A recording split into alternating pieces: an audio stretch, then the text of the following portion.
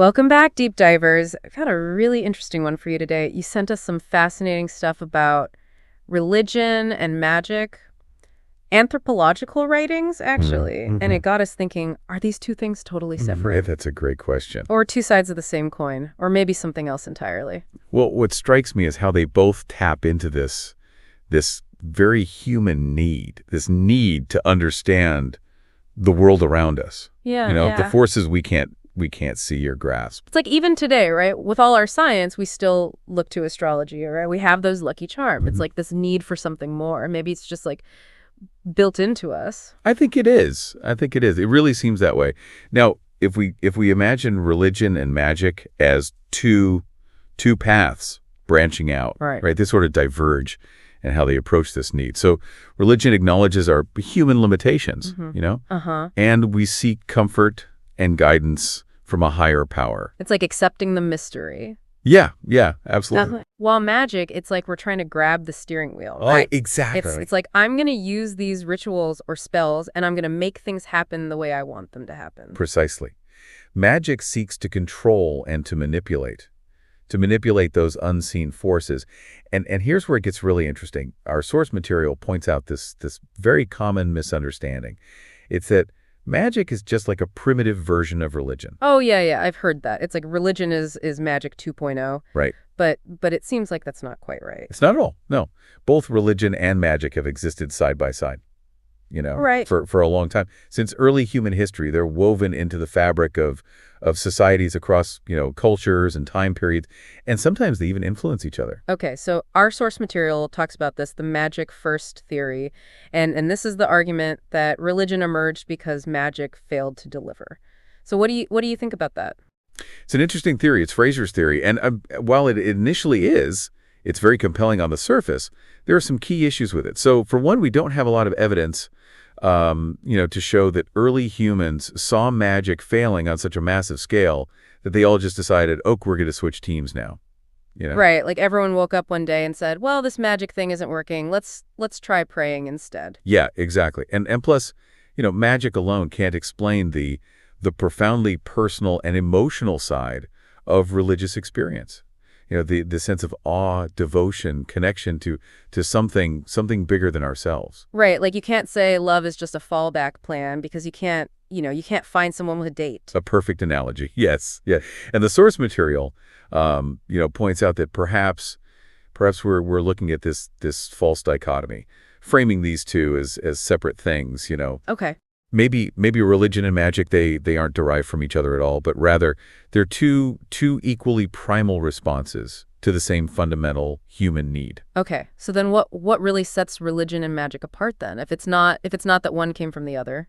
Well, I think the difference lies not in the end goals, because both aim to influence the world in some way, right? But the key difference is in the methods. The methods, okay. Yeah. Religion appeals to a higher power, whereas magic seeks to command those forces directly. Okay, so it's surrender versus control. But like you said earlier, in practice, there's a lot of overlap. Absolutely. They both rely on this belief in the supernatural. They employ rituals. They use specialized language. They even have social rules and taboos. And one example that I thought was really striking from the source material is the power of words. In religion, there are prayers. In magic, there are incantations. And it's just fascinating how both systems believe that language can actually shape reality. Yeah, it's like the words themselves hold power. Exactly. But even with that overlap, there are some key differences. So, for example, religion often seems to be focused on the spiritual realm, right? Things like enlightenment or salvation. Yeah. But magic is often zeroed in on like the tangible results in the material world. Precisely. And there's another interesting distinction. Yeah. Religion often aims to bind people together. Think of a church or a shared faith community. Magic, on the other hand, can be much more individualistic. Oh, that's interesting. It's like one is about the collective and the other one is about the individual. Yes, exactly. Now, are you ready to delve a bit deeper into this fascinating world of magic? Oh, absolutely. Our source material outlines some specific types that might surprise you. Yeah, this is where I think the listeners are going to be really hooked. So what kinds of magic are we talking about here? Okay, let's start with imitative magic. So in imitative magic, like produces like, it's the idea that mimicking something can influence it. So think voodoo dolls, where you harm the doll and it's thought to harm the person it represents.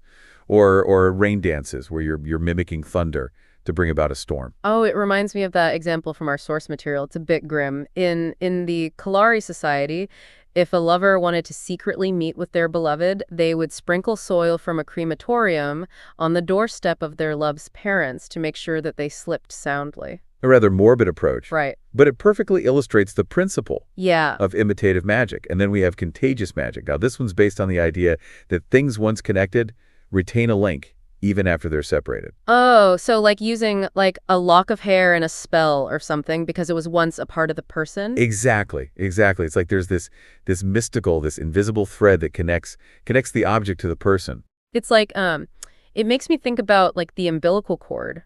You know how almost universally people treat that with special care? It's like they think there's still a link between the baby and that cord. You're right. That's a perfect illustration Yeah. of how contagious magic can be woven into everyday life. Yeah, that's really interesting. Yeah. So it's amazing how these beliefs, even if we don't always call them magic, they can be like so deeply ingrained in different cultures around the world. It is remarkable. But before we get too lost in, love spells and umbilical cords, maybe let's zoom out a bit. So we've talked about the differences, but what are some of the core similarities between religion and magic? What are the things they share? Well, it's easy to get caught up in those specifics, Right. But the big picture is fascinating. We've touched on this a bit. They both rely on this belief in the supernatural. Mm-hmm. They involve rituals, they use specialized language, and they have social rules, but it goes even deeper than that. They both try to answer those fundamental human questions. Oh, like where do we come from? Why are we here? What happens after we die? All that. Exactly. And there's just different approaches to those big mysteries. Yeah. So religion might say, let's seek guidance from a higher power, while magic might say, let's try to influence these forces directly. Yeah. But they both offer a way to feel like we have some agency, some control in a world that can feel very chaotic. Mm-hmm. And both systems, they place a lot of emphasis on this idea of a virtuous person. Okay. Someone who acts as a conduit to the supernatural. Like a priest or a shaman, Oh. or in magic it would be like a sorcerer or a witch or something. Precisely. Exactly. Right. And we can't forget about the differences either. Right. So religion often focuses on the spiritual, Mm-hmm. while magic tends to be more concerned with the material world. Okay. Yeah, that makes sense. And religion emphasizes devotion, and surrender to a higher power, while magic aims for control and manipulation. But isn't there a way that magic also involves an element of surrender? Because you're sort of acknowledging these forces that you don't understand, but you're trying to tap into them? You're right. You're absolutely right. It highlights how these categories aren't always as clear-cut as they might seem. Right. And there's often a blend of surrender and control in both. And we can't forget that social aspect either. Like religion often brings people together, right? Yes. Like a sense of community, a shared identity. Uh-huh. While magic can be much more about the individual. Absolutely. Those are crucial distinctions Yeah. to keep in mind, as we explore these different roles they play. Right. But just to kind of solidify our understanding here. Yeah, good idea. Let's do a quick recap of those types of magic that we've outlined so far. Okay, so time for a magical menu refresher. Exactly. We started with imitative magic, where like produces like those voodoo dolls, the rain dances, mimicking thunder, that sort of thing.